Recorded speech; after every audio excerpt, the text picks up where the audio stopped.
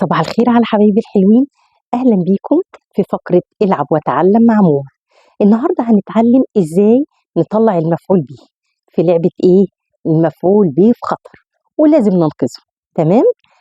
الدرس ده مهم لتلاميذ الصف الرابع والخامس. يبقى المفعول به في خطر وإحنا تلاميذ الصف الرابع والخامس هننقذه. فكرة اللعبة إن المفعول تايه بين الكلمات وعايزين التلاميذ الشطار نطلعه. تمام؟ طيب هنلعب لعبة المفعول في خطر وركز كويس علشان ننقذه صح وبسرعة. يلا نشوف مجموعة كلمات فيها مفعول به مستخبي أو أصحابي مش عارفين يطلعوه. تمام؟ طيب مجموعة الكلمات دي اسمها إيه؟ جملة. شرح المعلم الدرس بوضوح. يلا دور بسرعة، مين اللي هيدور على المفعول به ويلاقيه؟ شاطر. قبل ما أبدأ أدور أسأل نفسي شوية أسئلة. فين الفعل؟ شرح، وده فعل ماضي. مين اللي عمل الفعل ده؟ المعلم. فاعل مرفوع علامة رفعه الضمة لأنه مفرد. هايل، شاطر. مين بقى اللي وقع عليه فعل الشرح من المعلم؟ الدرس. يبقى الدرس إيه؟ مفعول به منصوب وعلامة نصبه الفتحة. ممتازين. ندخل بقى على مجموعة الكلمات التانية أو الجملة التانية. عالجت الطبيبات المرضى. يلا اسأل نفسك فين الفعل؟ عالجت. طب والتاء دي ايه؟ ده فعل ماضي والتاء ده تاء التأنيث عشان ساكنة. مين اللي عالجت؟ الطبيبات. يبقى الطبيبات فاعل مرفوع علامة رفع الضمة. ليه؟ لأنه جمع مؤنث سالم. ممتاز. مين بقى اللي وقع عليه فعل العلاج دوت من الطبيبات؟ المرضى. يبقى احنا لقينا المفعول به. ممتاز. يبقى المفعول به هنا المرضى مفعول به منصوب وعلامة نصبه الفتحة.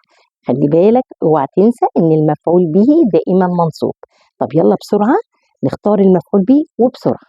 يلا بس خلي بالك في شوية تكات كده علشان نشوف الشطار. فاز الفريق بالكأس. فين المفعول به هنا؟ فكر. فاز فعل والفريق فاعل. مين بقى اللي وقع عليه الفعل؟ ما عندي بالكأس. ينفع اقول بالكأس مفعول به؟ لا، بالكأس. احنا اتفقنا ان المفعول به منصوب وده هيبقى اسم مجرور لأنه سبق بحرف جر متصل اللي هو الباء. طيب نجيب واحدة كمان فيها تركاية برضه. وقف العصفور فوق الشجرة. أين المفعول به؟ فوق هو الفعل وقف والفعل العصفور. فوق. أيوة أنا سامع حد من بعيد بيقول فوق ظرف مكان، ما ينفعش نقول عليه مفعول به. ممتازين. طيب نظف التلاميذ الفصل.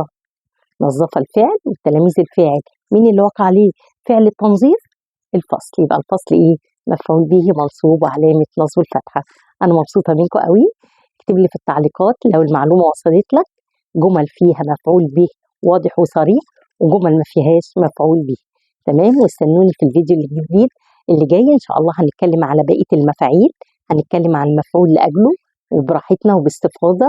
وما تنساش الاشتراك والشير وتفعيل الجرس عشان يوصل لك كل جديد، وشارك أصحابك الفيديو لأن الدال على الخير كفاعله. السلام عليكم ورحمة الله وبركاته.